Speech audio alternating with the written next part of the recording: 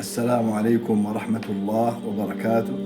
حياكم الله أحبابي الكرام، كل عام وأنتم بخير وعيد أضحى مبارك. بالأمس صورت فيديو، وعندما راجعته وجدت أن فيه أخطاء من سبق اللسان. على كل حال، هو السؤال: لماذا يحاول الإخوان جاهدين إفشال فريضة الحج؟ لماذا يجهد الإخوان أنهم يسقطون قدسية يوم عرفة والوقوف بعرفة وقدسية الحج من قلوب المسلمين؟ لماذا؟ سأقول لك لماذا، لكن سأحكي لكم قصة وقعت لي مع قيادات الإخوان. في 2003 قدر لي أن أعتمر عمرة في رمضان مع 3 من قيادات الإخوان الكبرى. هؤلاء حتى لا يزايد علينا أحد كانوا في حينها أعضاء مجلس النواب، الآن يشار إليهم بالبنان، ولو شئت لسميتهم. في يوم من الأيام، طبعا أنا في وقتها كنت على الفكر الخارجي، الفكر الضلالي، فكر الإخوان الماسوني، وكنت أظن أني أخدم الإسلام وأخدم المسلمين. فقلت وهم جلوس ونحن جلوس، وهذا بعد صلاة التراويح، قلت لهم: والله عجبا، لم يجتمع في رأسي أن الحكومة السعودية تحارب الإسلام، وفي نفس الوقت عندما أتفكر في التاريخ لا أجد في التاريخ حكومة واحدة خدمت الحرمين وخدمت الحج وخدمت العمرة كما فعلت الحكومة السعودية. عندما رأيت السيارات الكهربائية في الحرم على خدمة المعتمرين، وعندما رأيت، وقد حججت من قبل ذلك، ورأيت خدمات الحج في جميع المناسك، ورأيت شيئا عجبا من الخدمة في الحرم والنظافة الغير عادية. هناك عندك 2 إلى 2.5 مليون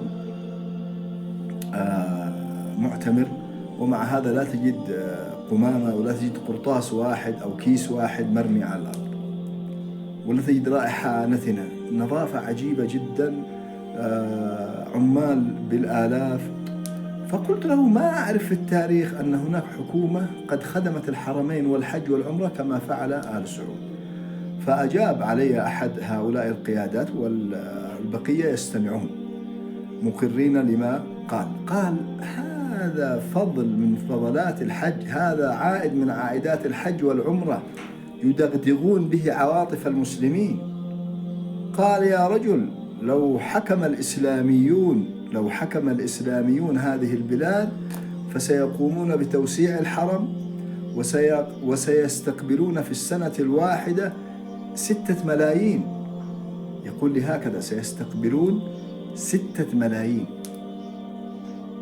إلى 7 ملايين حاج.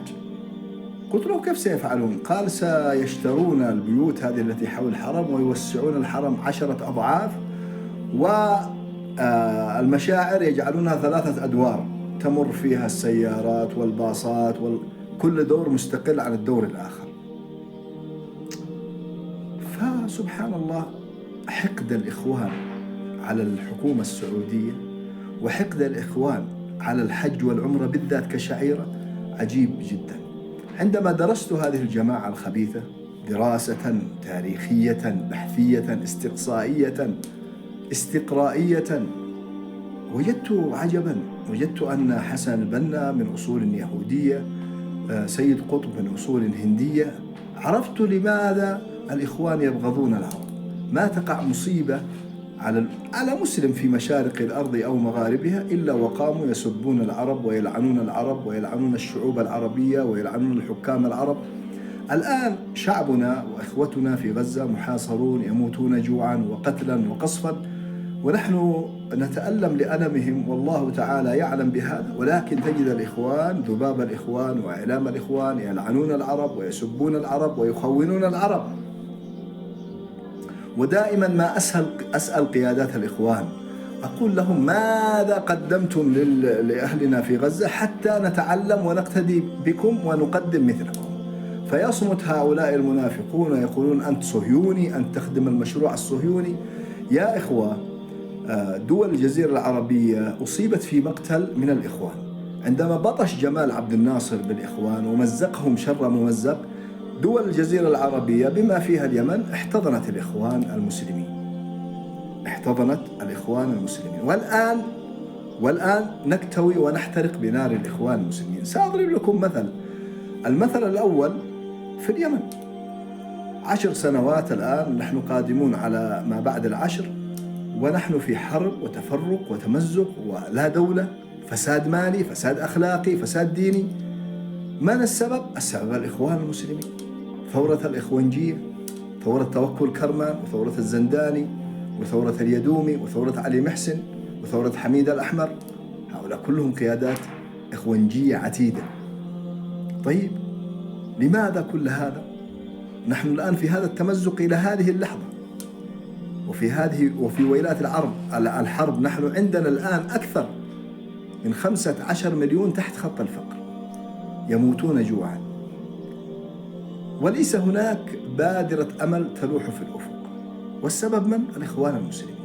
ماذا يصنع الإخوان المسلمون الآن؟ يجهدون جهدا أن يقوموا بنشر الكفر بين أبناء اليمن، كفر العلمانية وكفر الديمقراطية. 4 قنوات كبرى في اليمن يمتلكها الإخوان: بلقيس، سهيل، المهرية، يمن شباب، كلها تنشر الإلحاد وتنشر العلمانية وتنشر مظاهر العلمانية وتنشر الديمقراطية وتنشر الإيمان بالديمقراطية.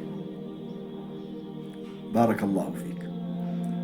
تعز الذي كانت معقل الإيمان الآن يريدون أن يحولوها إلى معقل العلمانية والفساد الأخلاقي والفساد الديني، وقد قطعوا في ذلك أشواطا.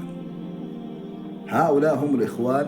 لماذا الإخوان يحاربون الحج؟ هو هذا السؤال. يا أخي، اكتشفت أنها جماعة ماسونية. حسن البنا اسمه حسن الساعاتي. من أين استفاد اسم البنا؟ من الماسونية، لأنه ما هو الترجمة الماسونية؟ الترجمة العربية الماسونية هي البناؤون الأحرار، فحسن البنا كان أحد هؤلاء البنائين. سيد قطب اعترف بنفسه في مقال شهير له: لماذا كنت ماسونيا؟ اعترف بنفسه أنه كان ماسونيا، وقد تاب من الماسونية. نسأل الله تعالى أن يغفر لنا وله، وأن يعفو عنه عما ضل وأضل أبناء المسلمين بسببه. فيا إخوة، احذروا على أنفسكم من كفر الديمقراطية.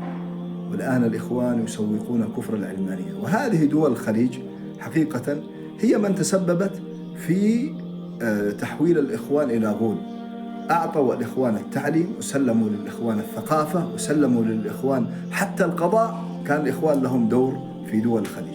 نحن في اليمن فرض على اليمن الإخوان فرضا، والآن نحن ندفع الثمن. يا دول الخليج اتعظوا بنا، اتعظوا باليمن. والجهود التي تقوم بها دول الخليج لمكافحة ضلال الإخوان، والله أنا أراها جهود قليلة وضعيفة على ما عند هذه الدول من إمكانيات. ينبغي أن تقف هذه الدول موقفا حازما ضد هذه الجماعة الماسونية. الآن مثلا الجماعة الماسونية تنكر الدين الإبراهيمي، ونحن ننكره ونقول أنه كفر. ولكن من أول مؤتمر لوحدة الأديان عقد في السودان؟ يا مسلمين يا مسلمين يا مسلمين، اتعظوا بالسودان. السودان حكمها الإخوان 30 عاما، تركوها رمادا، لم يصنعوا إبرة واحدة، لم يزرعوا قمحة واحدة، تركوا السودان فقيرة نقيرة 30 عاما. اتعظوا. الإخوان في المغرب هم الذين طبعوا مع إسرائيل. الغنوشي هو الذي قال لا بأس بالمثلية عندما كان يحكم تونس. السويدان قال لا بأس بالاعتراض على الله. ماذا تريدون؟ الآن عندكم ابن نهار ينشر علانية الكفر، يقول يجوز للمسلم أن يشك ويجوز للمسلم أن يعترض. هذا ابن نهار الإخواني. احذروا من الإخوان. بارك الله فيكم. ومن كفر الإخوان تحياتي لكم واحترامي وتقديري.